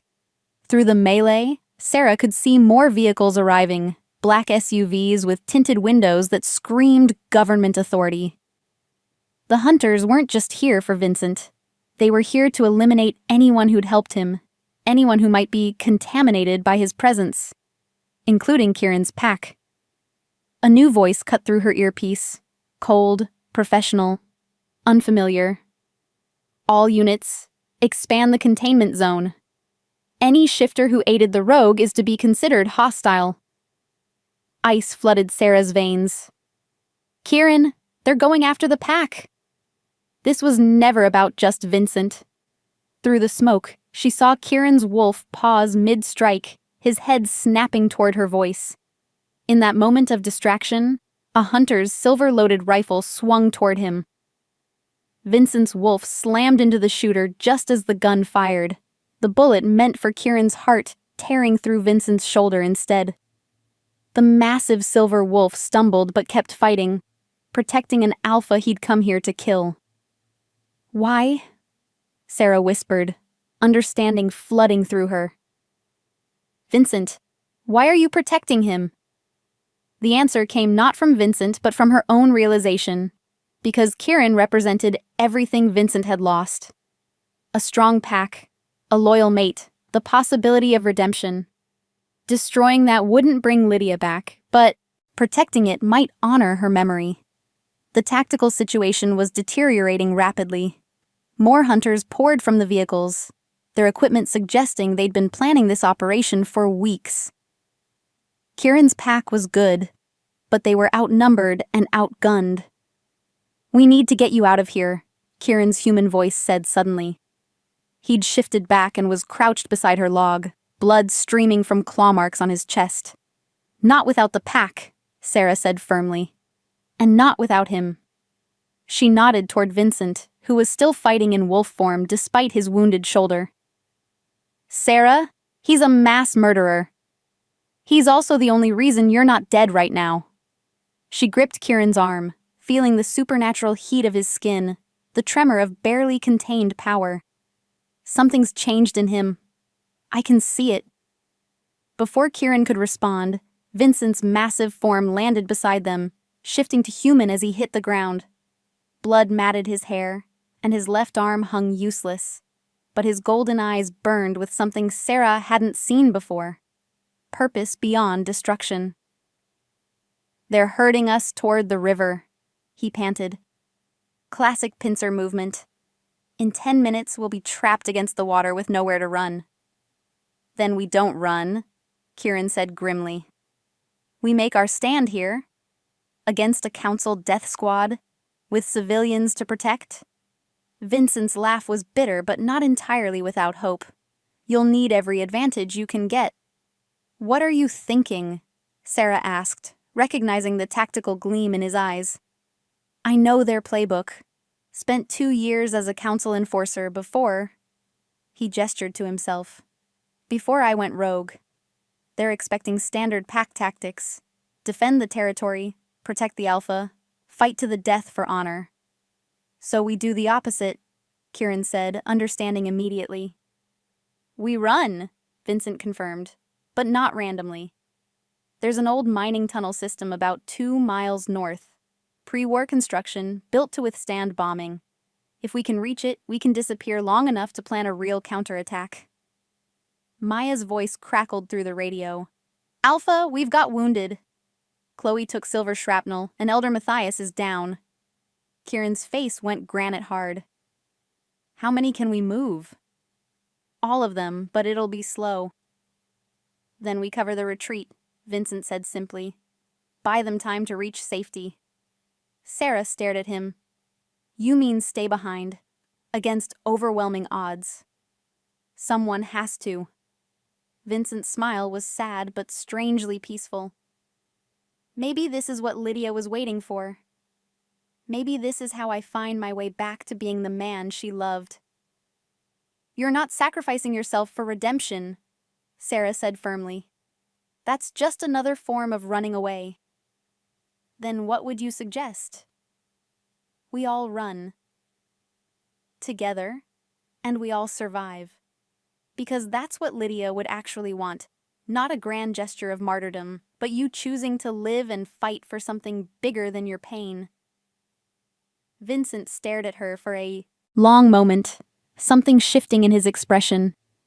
You're asking me to trust people again. To be part of something instead of just tearing it down. I'm asking you to choose healing over destruction.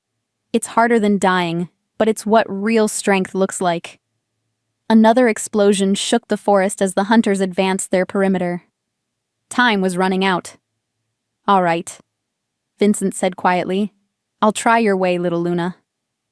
But if this goes bad... It won't, Sarah interrupted with more confidence than she felt. Because for the first time in a year, you're not fighting alone. Kieran was already coordinating the retreat through his radio, his tactical mind working at supernatural speed. Maya, take point with the wounded. Use the old deer trail. It'll mask our scent. Vincent, you know these hunters' patterns. What's our best approach vector? Southwest, through the marshland. Terrain will slow them down. Give us time to reach the tunnels. Vincent paused, then added with something like his old authority. And Alpha? Your mate was right. This isn't about redemption anymore. This is about survival. All of us. As they began moving through the forest, Sarah found herself between two alphas who should have been mortal enemies. Kieran, steady and protective, and Vincent, broken but fighting toward wholeness. The mate bond hummed between her and Kieran, but she felt something else too. A deeper connection to the damaged wolf who'd chosen trust over vengeance. Vincent, she called softly as they navigated through the underbrush. Yes.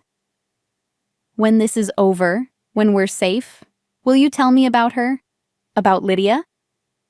His step faltered slightly, then resumed. I'd like that.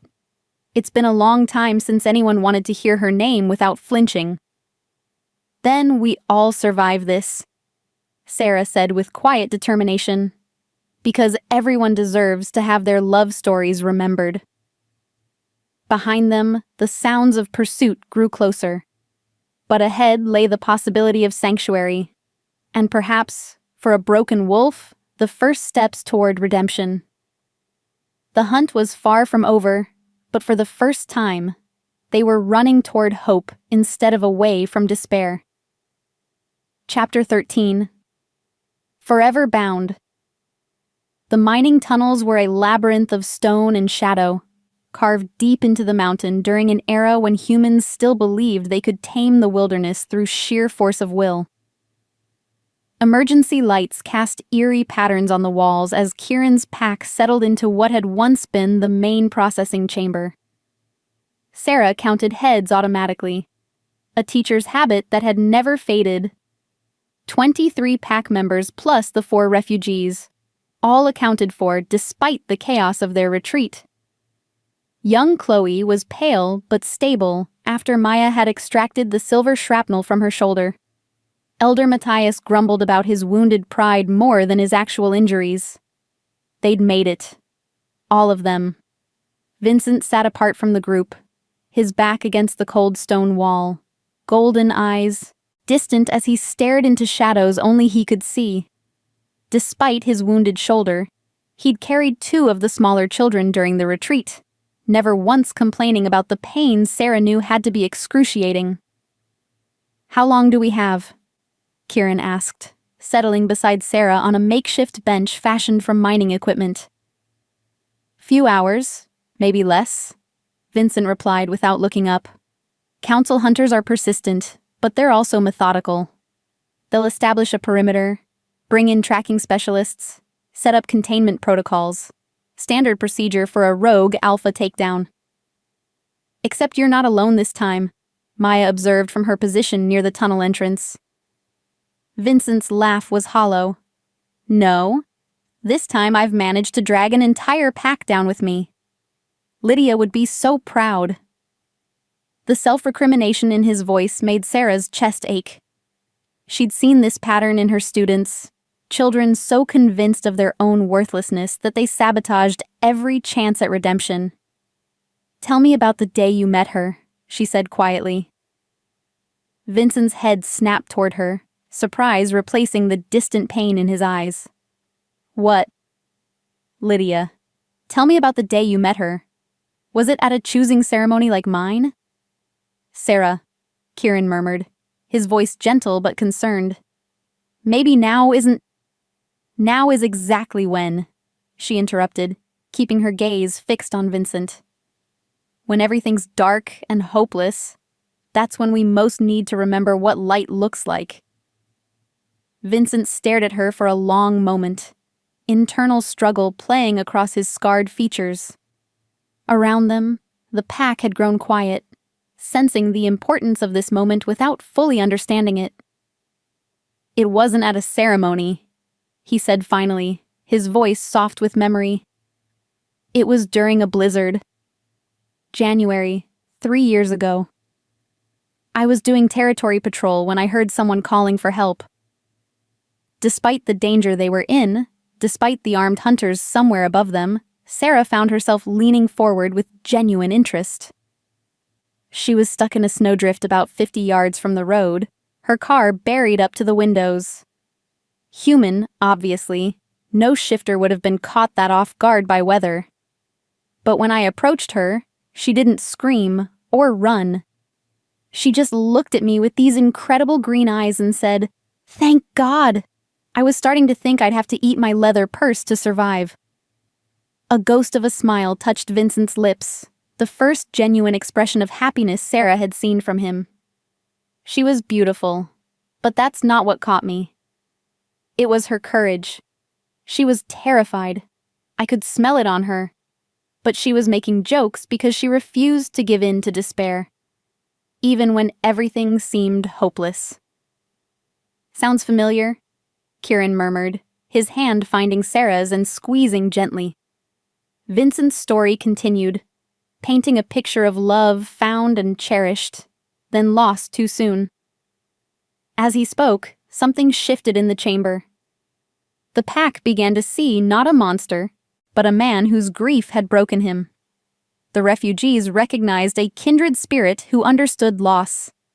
Even Elder Matthias nodded with grudging respect.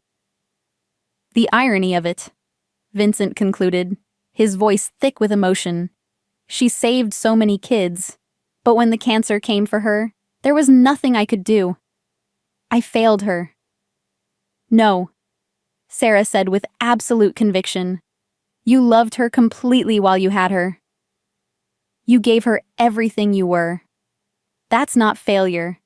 That's the greatest gift one person can give another." Vincent's golden eyes filled with unshed tears. "Then why does it hurt so much?"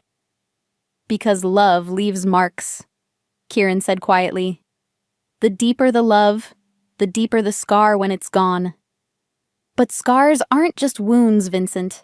They're proof that something beautiful happened, something worth the pain." A sound from the tunnel entrance cut through their conversation, Maya's sharp whistle signaling movement above. The hunters had found their trail.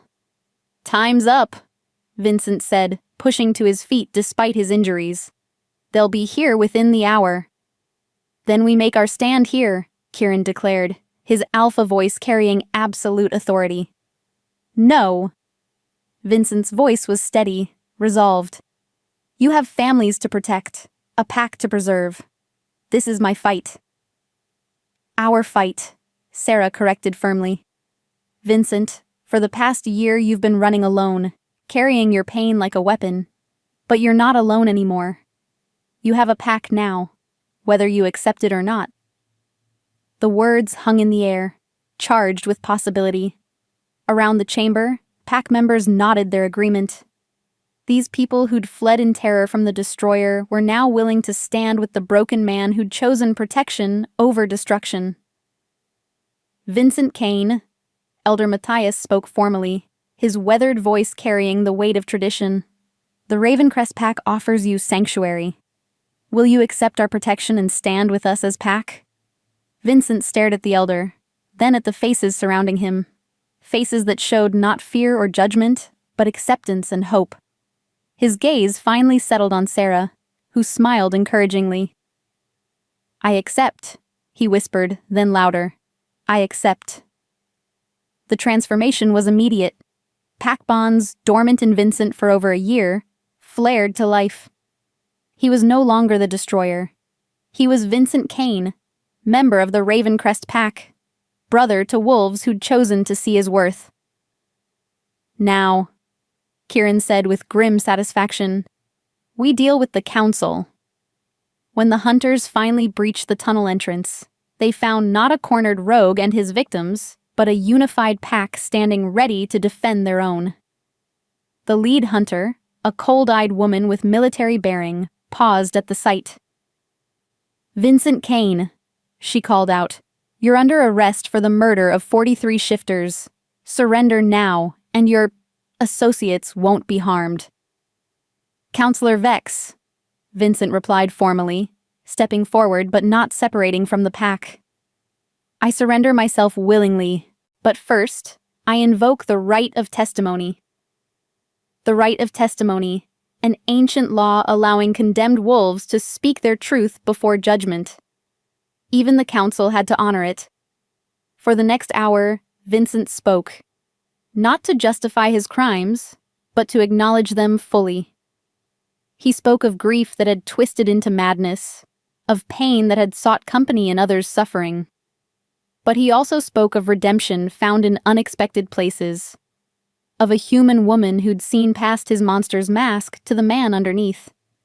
"I cannot undo what I've done," he concluded, his voice carrying to every corner of the chamber. 43 lives lost because I chose destruction over healing, but I can choose differently now. I can honor their memory by protecting instead of destroying, by building instead of tearing down. "Pretty words," Counselor Vex said coldly, "but the law is clear. You must face judgment." "Then let him face it as a member of my pack." Kieran stepped forward, his alpha power radiating through the chamber. "I claim Vincent Kane as my responsibility. His crimes are answered for by my authority." The legal implications were staggering. By claiming Vincent as pack, Kieran was taking responsibility for his past actions and guaranteeing his future behavior.